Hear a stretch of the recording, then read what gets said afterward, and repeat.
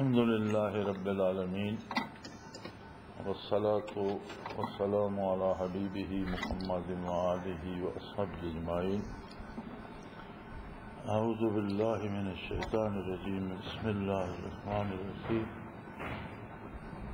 اذکروا اللہ ذکرا کثیرا وسبحوہ بکرۃ وأصیلا. اللہم سبحانک لا علم لنا الا ما علمتنا انک انت العلیم الحکیم. رب اشرح لي صدري ويسر لي امري واحلل عقدة من لساني يفقهوا قولي. رب زدني علما. مولاي صل وسلم دائما ابدا على حبيبك من زانت به البصر.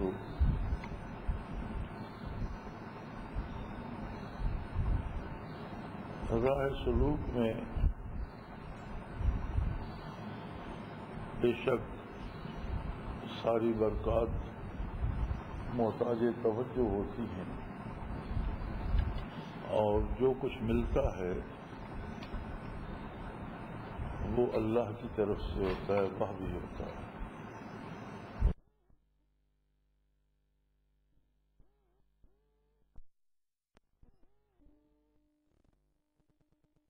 لیکن تصوف سلوک کا تعلق کسب سے ہے. ولایت کسبی چیز ہے، اس کے لیے محنت کرنا پڑتی ہے، مجاہدہ کرنا پڑتا ہے. اس پہ کتنا پھل لگتا ہے. ثمرات واہبی ہوتے ہیں. نبوت کسبی چیز نہیں ہے، نبوت واہبی ہے، اور ارواح کی تخلیق کے وقت ہی اللہ نے انبیاء کو بحیثیت نبی تخلیق فرمایا. ان کی ارواح ہی اس مقام کی تھی. جب ارواح سے عہد لیا گیا تو انبیاء علیہ السلام کی ارواح مبارکہ سے نبی کریم صلی اللہ علیہ وسلم کی نبوت اور آپ کی اطاعت کا عہد لیا. لَأَخَذَ اللَّهُ مِيثَاقَ النَّبِيِّينَ، یہ اس وقت کی بات ہے جب ابھی وجود نہیں بنے تھے.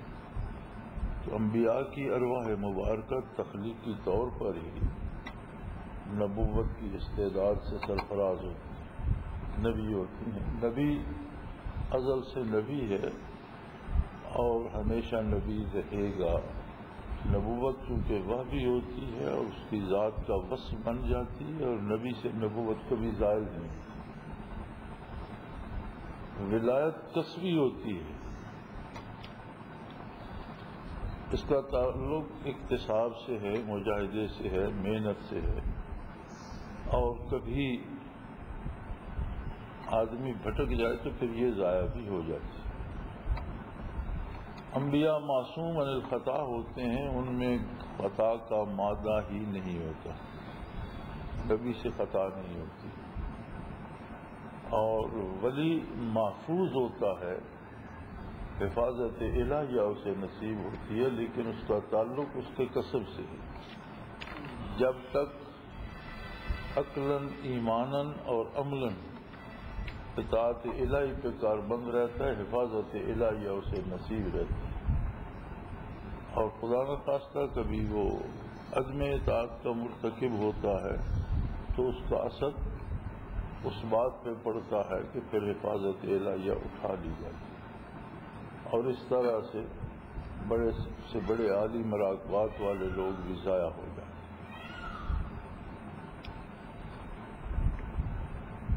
کسب جو ہوتا ہے یا محنت یا مجاہدہ جو ہوتا ہے یہ کوئی رواج نہیں ہے. اس کا مفہوم ہی یہ ہے کہ اس میں سخت محنت کرنا پڑتی ہے. برکات اگرچہ توجہ سے نصیب ہوتی ہیں، مشائخ کے قلوب سے آتی ہیں، لیکن اپنے بدن میں قبولیت کی استعداد پیدا کرنے کے لیے محنت کرنا پڑتی ہے. اب سورج کی شعاع پتھر پہ بھی پڑتی ہے، آئینے پہ بھی پڑتی ہے. تو پتھر سے تو اس طرح منعکس نہیں ہوتی جس طرح آئینے سے ہوتی ہے، اس لیے کہ وہ شفاف ہے، آگے سے چمک دے رہا ہے. پتھر اس طرح شفاف نہیں. تو یہ جو مجاہدہ کرنا پڑتا ہے، ذکر اذکار کرنا پڑتے ہیں، لطائف کرنا پڑتے ہیں، تو یہ اپنے وجود میں اپنی روح میں اپنے اندر استعداد پیدا کرنے کے لیے جتنی کوئی استعداد پیدا کر لیتا ہے اتنی برکات اخذ کرتا ہے۔ میں نے یہ محسوس کیا ہے کہ آپ کے جو ذکر کے اوقات ہیں بہت کم ہیں۔ میرے خیال میں جو میں نے محسوس کیا ہے، میں نے پروگرام پڑھا بھی ہے لیکن ایسا بے وقوف ہوں کہ میں نے نوٹ نہیں کیا کہ انہوں نے کتنا وقت رکھا ہوا ہے، مجھے کرنا چاہیے تھا، لیکن بہت کم وقت ہے۔ اب اگر 20، 25 یا 30 منٹ آپ نے لطائف کے لیے رکھے ہیں تو یہ تو کوئی وقت نہیں، یہ تو نہ ہونے کے برابر ہے۔ 30 منٹ میں تو آدمی کی توجہ بھی نہیں بنتی، 2 منٹ بعد اگر لطیفہ تبدیل ہوتا جائے تو اتنے میں تو ایک لطیفے پہ توجہ بھی نہیں بنتی۔ تو آپ کا جو سب سے اہم کام اس اجتماع میں ہوتا ہے وہ یہی ہوتا ہے۔ مطالعہ کا جو ہے بہت اچھی بات ہے، لیکن مطالعہ کے لیے تو آپ کے پاس سارا سال بھی ہوتا ہے، یہاں بھی اوقات ہیں، تلاوت کے لیے بھی ہیں، مطالعہ کے لیے بھی ہیں، لیکن اس کے لیے تو سارا سال بھی ہے۔ اور جو توجہ یہاں اجتماع میں یا مرکز میں رہ کے نصیب ہوتی ہے وہ توجہ باہر جا کر نصیب نہیں ہوتی۔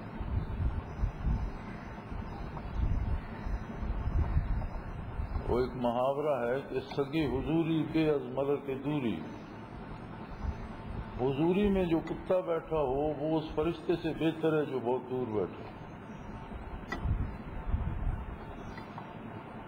تو حضوری جو ہے یا پاس رہ کر جو کرنا ہے اس کی ایک اپنی اہمیت ہے۔ اس لیے میری گزارش ہے کہ آپ اپنے لطائف کے اوقات بڑھائیے۔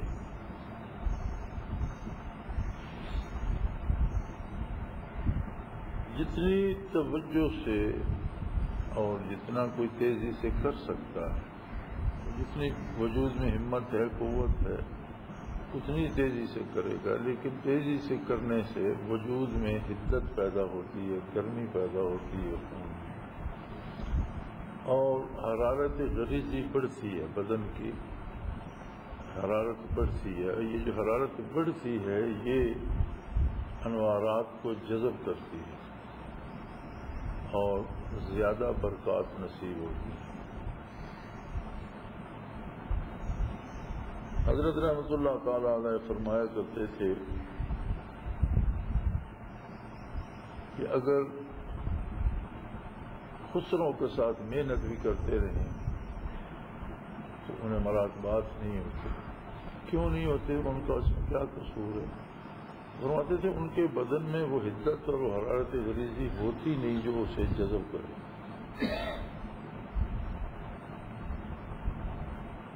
جب جذب کی استعداد نہیں ہے تو آپ توجہ کرتے رہیں، کیسے ہوں گے؟ سردیوں کی راتوں میں میری عادت تھی کہ 6 بجے ہم فجر کی نماز اس وقت 6 بجے ہوتی تھی تو میں 4 بجے اٹھا کرتا تھا، 4 سے 6 تک صرف لطائف لیا کرتا۔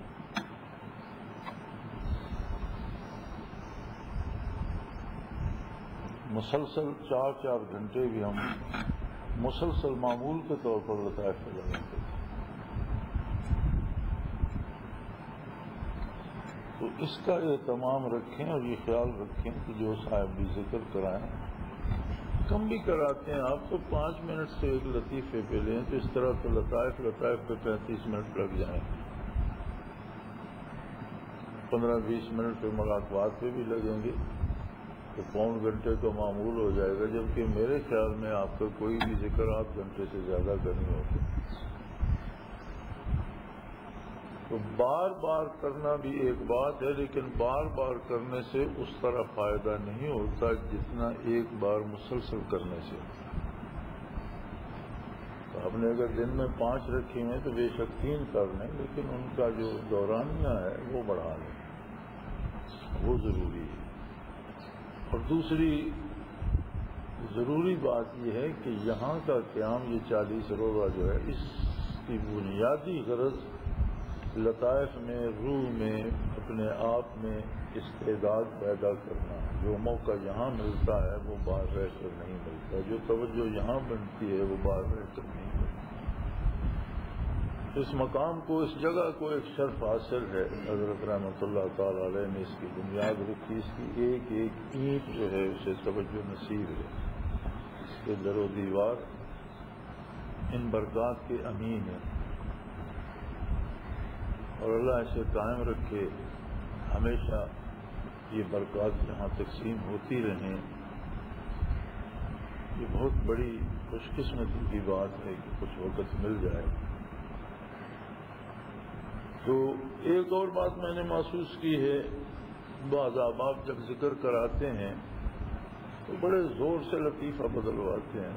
دوسرا لطیفہ، اب اس سے کیا ہوگا؟ صرف یہ کہ جن ساتھیوں کو کوئی توجہ بن چکی ہے وہ ٹوٹ جائے گی. آپ کے پاس مائک ہے، سپیکر لگا ہوا ہے، پورے ادارے میں آپ کی آواز پہنچ رہی ہے. آپ مزے سے، لطف سے، آرام سے لطیفہ تبدیل کرائیں. آپ کے لطیفہ تبدیل کرانے پر زور لگانے سے تو کچھ نہیں ہوگا. وہ تو جو ذکر کر رہے ہیں ان کے اپنے ذکر پر زور لگانے اور توجہ دینے سے کام ہوگا. جو ذکر کرا رہا ہے وہ اگر بہت شور سے لطیفہ تبدیل کرے گا تو اس سے تو کچھ نہیں ہوگا، سوائے اس کے کہ اگر کسی کی کوئی توجہ بنی ہوئی بھی ہے تو آپ نعرہ ماریں گے تو اس کی توجہ ٹوٹ جائے گی. یا لطیفہ تبدیل کرا کے آپ کچھ پڑھنا شروع کر دیں گے یا کوئی شعر پڑھنا شروع کر دیں گے تو لوگوں کی توجہ، انسان ہے وہ پہلے اپنے آپ کو گھیر گھار کر ایک جگہ اپنی توجہ مرتکز کر رہا ہے، پھر آپ ساتھ میں کچھ شروع کر دیں گے آیات پڑھنا یا شعر پڑھنا تو انسان ہے، اس کی توجہ بھٹک جائے گی، اس سے فائدہ نہیں ہوگا.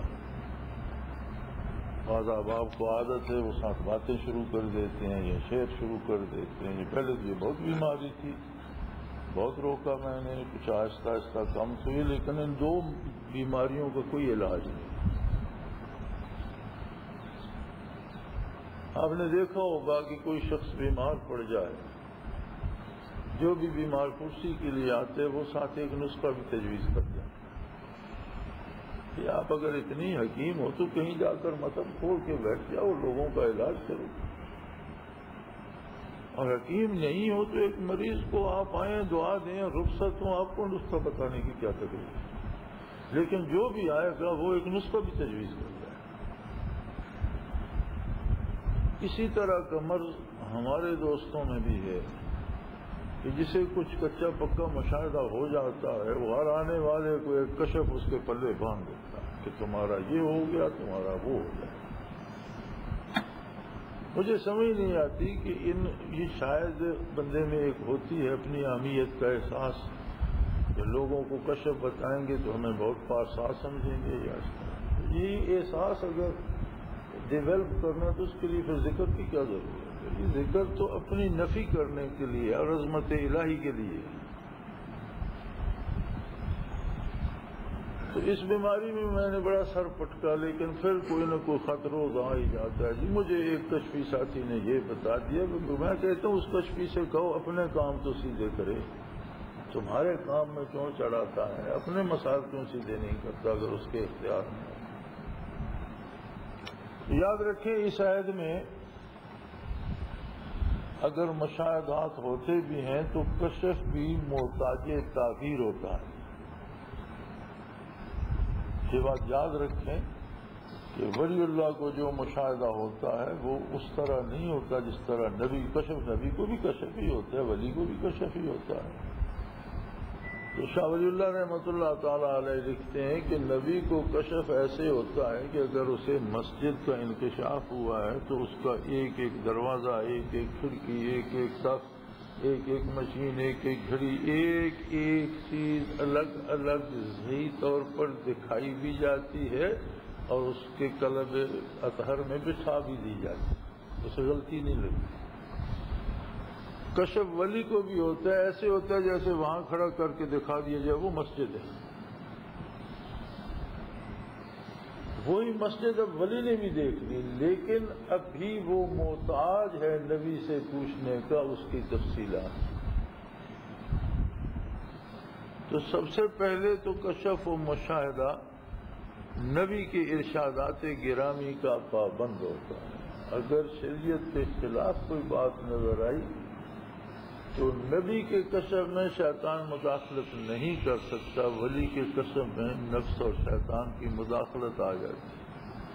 تو کوئی خلاف شریعت بات نظر آئی تو اس کا اپنا نفس کچھ دکھا رہا ہے یا شیطان نے مداخلت کی. شریعت سچی ہے اور اس کا کشف غلط ہے. شریعت کے مطابق بھی نظر آیا تو ولی کو وہ وضاحت نہیں بتائی جاتی جو نبی علیہ الصلوۃ والسلام کو بتائی جاتی ہے. لہذا اس کا کشف شریعت کے مطابق بھی ہو تو محتاج تعبیر ہے، اسے پھر اس کی تعبیر کی ضرورت ہوتی ہے. تو اگر یہ حال اپنے مشاہدات کا ہے تو دوسروں کے حالات میں پنگا لینے کی کیا ضرورت ہے؟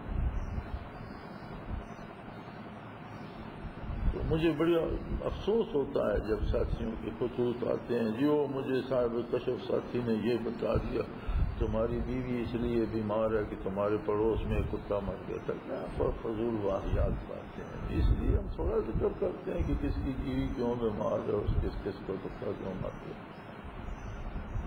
تو قرب الہی کے لیے اور اس عالم میں رہتے ہوئے اپنے آپ کو غضب الہی سے بچانے کے لیے عظمت الہی کا ادراک حاصل کرنے کے لیے ساری محنت ہوتی ہے.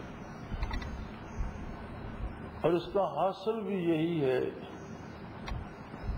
کہ جتنی اپنی ذات کی نفی ہو، اپنی اہمیت کی نفی ہو، اتنی عظمت الہی نصیب ہو. اور جتنا اپنی بڑائی کا خیال آئے. بعض لوگوں کا یہ خیال ہوتا ہے کہ اب میں بڑا ذکر کرتا ہوں، لوگوں کو ذکر کراتا ہوں، میرا بوجھ انہیں اٹھانا چاہیے، میرے اخراجات انہیں اٹھانے چاہیے، پھر ان سے تحفے وصول کیے جائیں، ان سے تحائف لیے جائیں. اور یہ جو بار بار ساتھی الگ ہوئے اور سلسلے سے نکلے تو اس کی ایک بنیادی وجہ بھی یہی تھی کہ جب لوگوں سے پیسے لینے پہ پابندیاں لگتی ہیں یا تحفے لینے پہ پابندی لگتی تو مصیبت آ جائے. لوگ بھی ایسے ہیں کہ کیوں دیتے ہو، تمہیں کیا تکلیف ہے. لوگ بھی زبردستی ٹھونستے ہیں. جو کوئی ذکر کرانے والا ہے اسے کبھی جوتا کبھی کپڑوں کا جوڑا، ایک مٹھائی کا ڈبہ. یہ کوئی رشوت سے تو کام ہوتا نہیں. کیوں آپ ایسا کیوں کرتے؟ اسے بھی خراب کرتے ہو، خود بھی خراب ہو. کچھ دینا ہے، آپ کے پاس توفیق ہے تو ادارے کو دیں. کسی نے لینا ہے تو ادارے سے لے. ادارہ تو سب کا مشترکہ ہے. اب کوئی ایسا ہے اسے ضرورت ہے تو وہ ادارے سے لے، سب کا ہے. اور دینا ہے تو ادارے کو دیں، نہ مجھے دیں نہ کسی طرح سے مجھے. کیوں لوگوں کو چسکا رہے؟ میں تو خود مزدور آدمی ہوں، سارا دن مزدوری کرتا ہوں. اللہ کا شکر ہے، اللہ مجھے دیتا ہے. بزنس ہے، کاروبار ہے، بچے ہیں کام کاج والے، زراعت ہے بہت ساری. اللہ کریم کا احسان ہے، بہت ملتا ہے. ابھی دارالعرفان کی تعمیر کی الحمدللہ. جسے رب توفیق دیتا ہے. ایک ساتھی نے 80 لاکھ کی زمین لی، اس نے دارالعرفان کو دے دیا. اس نے دارالعرفان کو دی، اللہ اس کی قبول فرمائے. آج وہ 2 کروڑ کی ہے. احباب نے کہا یہ بیچ دیں اور اس سے کم قیمت پر ہمیں کوئی مکان مل جائے گا. میں نے کہا کیوں بیچ دیں بھائی، ہم نے کوئی تجارت کے لیے دی ہے. جس بندے نے دی ہے اللہ اس کی قبول فرمائے اور اس پہ ذکر ہوتا رہے. آج 2 کروڑ کی ہوگی، ہم بیچ دیں 2 کروڑ کا اور کو گھر لے لیں. لیکن جس بندے نے وہ کتنا زمین دیا ہے ذکر کے لیے دیا، مجھے نہیں دیا، آپ کو نہیں دیا، ہم کیوں بیچیں؟ اس کتے پہ ذکر کیوں نہ ہوتا رہے؟ ان ذرات پہ ذکر کیوں نہ ہو؟ اسے ہمیشہ ثواب کیوں نہ ملتا رہے؟ آپ اس میں کیوں ایج پیج لگاتے ہیں؟ اسی پہ دارالعرفان بنائیں.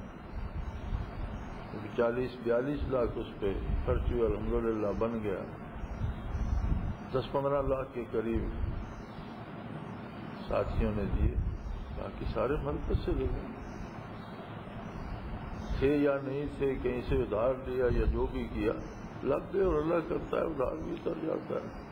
ہم نے تو کبھی نہیں یہ سوچا کہ اس میں کتنی آمدن ہو رہی ہے یا کیا بچ رہا ہے. ساتھی حساب کر لیں دارالعرفان میں کتنے دیے ہیں اور اس پہ دیکھ لیں خرچ کتنا ہوا. میری اپنی ذاتی کوشش یہ ہوتی ہے کہ اب آپ جتنا سلسلے پہ خرچ کرتے ہیں اس سے زیادہ اللہ توفیق دے تو میں اپنا کروں. سارا سال جانور اس لیے رکھے رکھتے ہیں ہم کہ جب اجتماع ہوگا تو اس میں ذبح کریں گے، اس میں ہمارا حصہ ہوگا. اسی طرح غلہ رکھ دیا ہے، بیچا نہیں ہے کہ اب آپ آئیں گے تو اجتماع میں خرچ ہو جائے گا، اب بیچ کر کیا کریں گے. اور انشاءاللہ آپ سے نہیں کھایا جائے گا. 1100-1200 من ہے، بیچیں گے بھی، آپ سے بچ جائے گا تو بیچ لیں گے. تو اللہ کی توفیق سے دنیا جائز طریقے سے کمائی جائے اور اسے اللہ کی راہ میں خرچ کیا جائے. یہ ضروری نہیں کہ یار ملنے جلنے والے سے وصول کیا جائے. مجھے کوئی پتہ نہیں ہوتا، یہ حساب اللہ کے پاس ہے کہ کس نے کتنے دیے. یہاں جو لاکھ جمع کرا جاتا ہے اور جو کچھ نہیں دیتا کرایہ یہاں سے لے کر جاتا ہے، دونوں برابر ہے. مجھے نہ یہ پتہ ہوتا ہے کس نے کچھ نہیں دیا، نہ میں نے کبھی یہ پوچھا کس نے کیا دیا. اس لیے کہ یہ معاملہ میرا نہیں ہے، ہر ایک کا معاملہ اللہ کے ساتھ ہے. یہ سب کا گھر ہے، اس پہ سب کا حق ہے. ایک ساتھی کے پاس کرایہ نہیں تو اس کا حق ہے یہاں سے لے جائے. اس کے پاس پیسے نہیں تو رہے 40 دن اور آرام سے کھائے پیے. اس کا گھر ہے، اس کا اپنا حق ہے، کسی کا اس پر احسان نہیں. ادارہ ہے، جماعت کا ہے، اللہ کا ہے. ایک آدمی غریب ہے، اس کے پاس نہیں ہے تو رہے کھائے. تو ضروری نہیں کہ اسے توجہ نہیں ملے گی، یا جس نے پیسے دیے اس کے مراقبات آگے چلے جائیں گے اور جس نے نہیں دیے پیچھے رہتی، کوئی بات نہیں. بلکہ اس کی کوئی لسٹ نہیں بنتی کہ کس نے کتنے دیے ہیں. اس لیے نہیں بنتی کہ کسی کو پیسوں کی وجہ سے کوئی اہمیت حاصل نہ. ادارہ ہم سب مل جل کر چلاتے ہیں، جسے اللہ جتنی توفیق دیتا ہے وہ دیتا بھی ہے. لیکن یہ معاملات دنیا یا تحفے یا پیسے یا چیزیں یہ حصول برکات کا سبب نہیں بنتی کہ کسی نے زیادہ پیسے دیے. اللہ دے اسے تو اس کی مرضی، وہ جانتا ہے، وہ دیکھتا ہے کس نے کیا دیا، کس دل سے دیا، کس نیت سے دیا. تو ادارے میں بھی اگر کوئی چیز دیں تو اللہ کی رضا کے لیے دیں.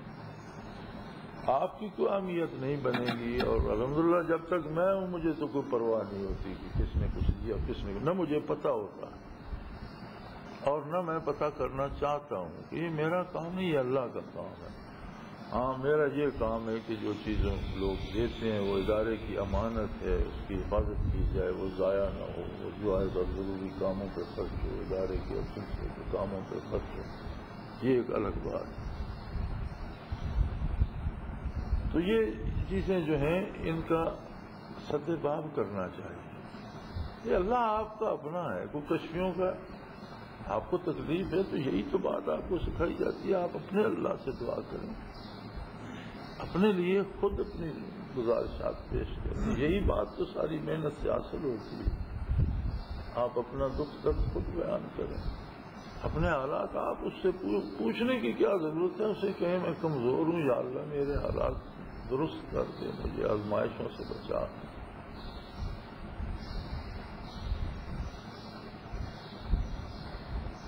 لطف سے ذکر کریں بھی اور کرائیں بھی، کھپ نہ ڈالیں. مزے سے کریں، مزے سے آرام سے لطائف تبدیل کرائیں، راحت بات کرائیں. اور ایک ایسا تسلسل جس میں توجہ بنی رہے.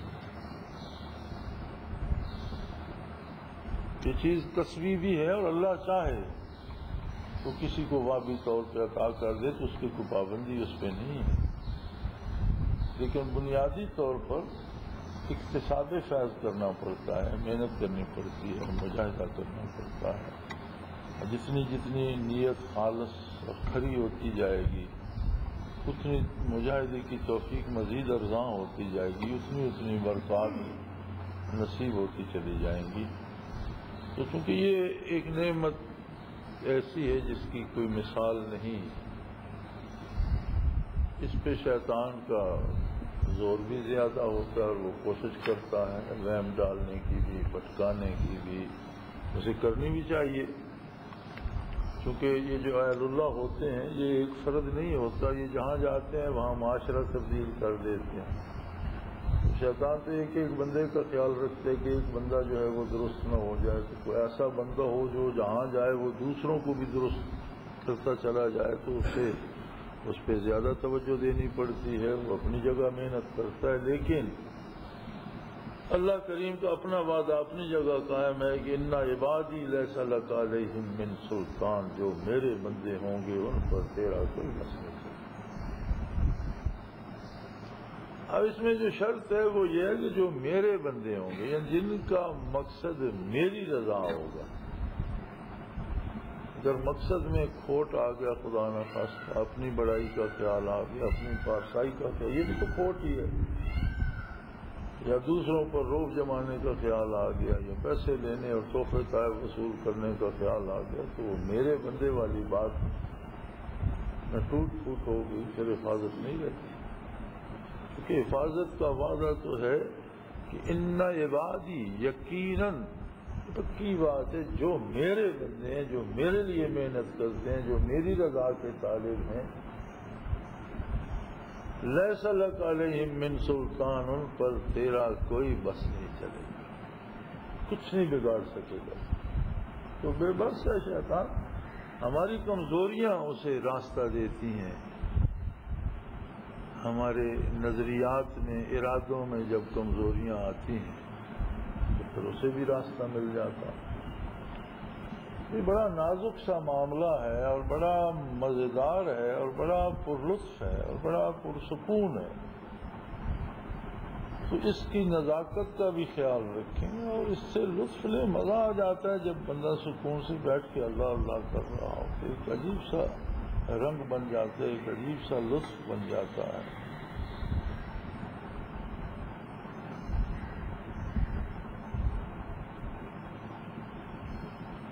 دنیا میں جب تک انسانی تاریخ لوگوں کے علم میں ہے،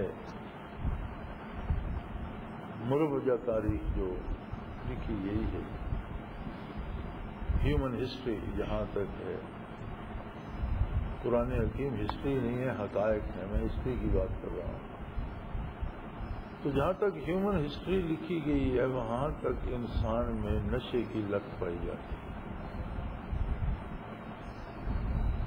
پھر اس پر دانشوروں نے اور اطباء نے، ڈاکٹروں نے بحث کی کہ کیوں نشہ کیوں کرتا ہے، نفسیات کے ماہرین نے کہ کیوں کرتا ہے نشہ۔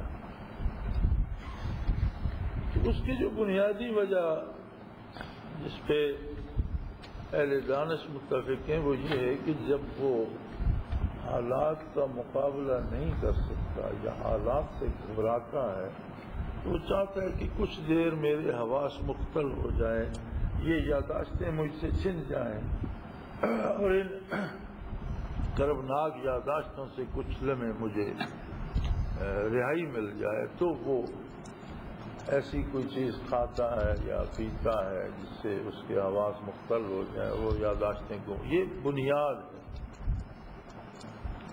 پھر آگے کوئی بطور عیاشی کرتا ہے تو الگ بات ہے، لیکن یہ بنیادی بات ہے اور معلوم تاریخ انسانی جو ہے اس میں موجود ہے۔ لیکن اگر کسی کو ذکر الہی نصیب ہو جائے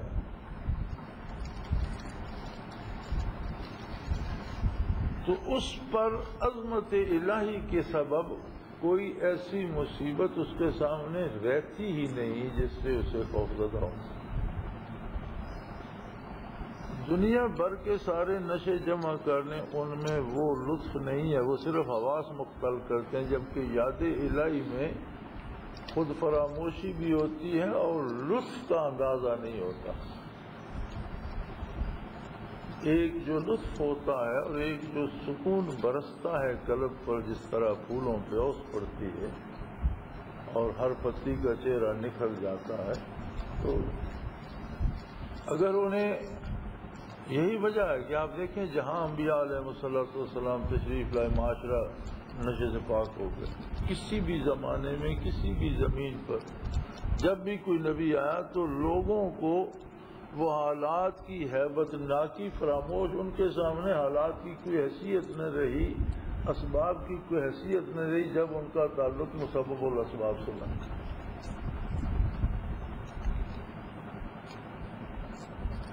تو یہ لطف لینے کی چیز ہے، دل میں بسانے کی چیز ہے، اور الا بذکر اللہ تطمئن القلوب، دلوں کا سکون اس میں ہے، لطف اس میں ہے، اطمینان اس میں ہے۔ اسے اسی پر لطف انداز سے، پر لطف طریقے سے کیا جائے۔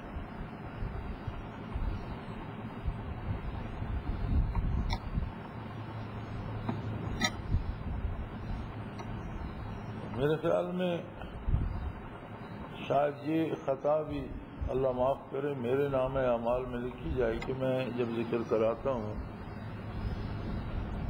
تو 20-25, 20-22, 18 منٹ سے زیادہ نہیں کراتا۔ اس کی اپنی وجوہات ہیں، اس کے اپنے اسباب ہیں۔ مجھے جو دن بھر آپ ذکر کرتے ہیں، محنت کرتے ہیں، اس پہ ایک توجہ دینا ہوتی ہے، آپ کو سکھانا نہیں ہوتا۔ جب ہم سیکھتے سکھاتے تھے ہم بھی گھنٹوں لگاتے تھے،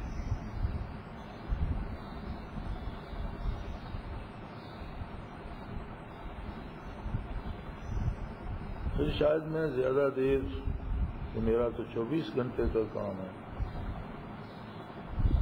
اور بین الاقوامی طور پر کرانا ہوتا ہے، جاپان سے امریکہ کے مغربی ساحلوں تک اور چین سے افریقہ کے جنوبی ساحلوں تک اب آپ کو کرانا ہوتا ہے۔ سحری میں اور رات 2 ذکر تو بین الاقوامی ہوتے ہیں،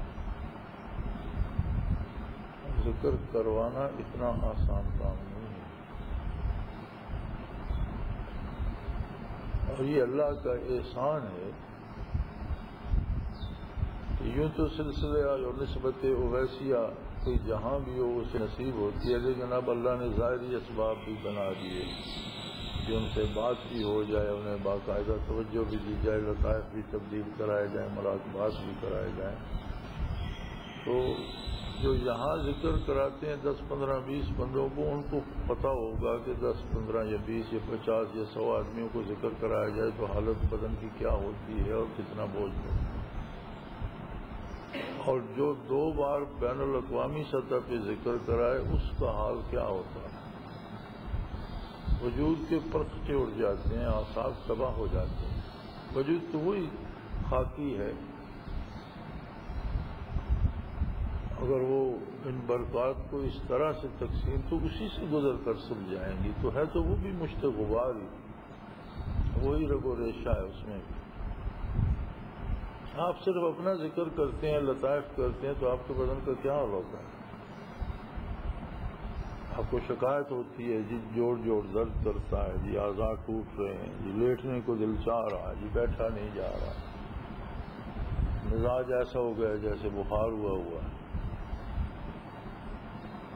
تو یہ بھی تو خیال فرمائیے کہ جو بندہ بین الاقوامی طور پر ہزاروں لوگوں کو دن میں 2 بار توجہ دیتا ہے، ذکر کراتا ہے، پھر 2 بار آپ کو ذکر کراتا ہوں، تو آپ کے ساتھ 4 بار تو مجھے بھی ذکر کرنا ہوتا ہے۔ میں انسان بھی ہوں، عمر کا تقاضا بھی ہوتا ہے، بے شک میں اب جتنی بھی ہمت کرتا رہوں، لیکن وجود اپنے عمر کے اعتبار سے اس کی قوت برداشت، اس کی استعداد، اس کی طاقتیں آہستہ آہستہ وہ نہیں رہتی، اور پھر ان حالات میں پہلے زمانوں میں بھی لوگ گوشہ نشین کر کے توجہ دیتے تھے کہ اس کا دل صاف رہے، باہر کی کوئی نوست اس پہ نہ آئے، کسی سے ملے نہیں، کسی سے بات نہ کرے، جبکہ یہاں اللہ کا احسان ہے اور عین سنت نبوی کے مطابق ہے کہ اپنی نارمل زندگی بھرپور طریقے سے گزاریں، کاروبار کریں، معاشرے میں رہیں، اپنا کام کریں، اپنا گھر سنبھالیں، ساری نارمل لائف گزاریں اور اس کے ساتھ اللہ اللہ بھی کریں۔ تو ان سب حالات میں توجہ دینا اتنا آسان کام نہیں ہے۔ ان سب چیزوں کو دیکھا جائے تو آخر میں بھی تو ایک مشت غبار ہوں، انسان ہی ہوں، اور الحمدللہ نصف صدی بیت گئی،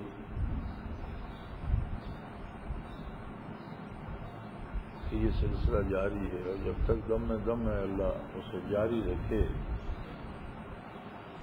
بلکہ یہ تو موت کے ساتھ مرتے نہیں ہیں، انشاءاللہ بدل آباد جاری رہتے ہیں۔ اللہ کریم حق پر خاتمہ کرے اور اسی کے ساتھ ایمان کے ساتھ رخصت کریں گے تو جاری رہیں گے۔ تو کوشش کیجیے اللہ تعالیٰ جتنی ہمت ہے جس میں، سب کے لیے ضروری نہیں ہے کہ اپنی جتنی ہمت ہے، جتنا وجود برداشت کرتا ہے، جتنا سانس لے سکتے ہیں تیزی سے لیں، قوت سے لیں، اور لطائف پہ وقت لگیں۔ لطائف کرانے والے نعرے نہ ماریں، آرام سے مزے سے لطائف تبدیل کریں، سکون سے تبدیل کریں، بات کریں۔ اللہ کریم ہم سب کی خطائیں معاف فرمائے، محنتیں قبول فرمائے، استقامت نصیب فرمائے، اپنے بندوں کے ساتھ زندہ رکھے، حق پر موت دے اور اپنے بندوں کے ساتھ حشر فرمائے۔ وآخر دعوانا الحمدللہ رب العالمین۔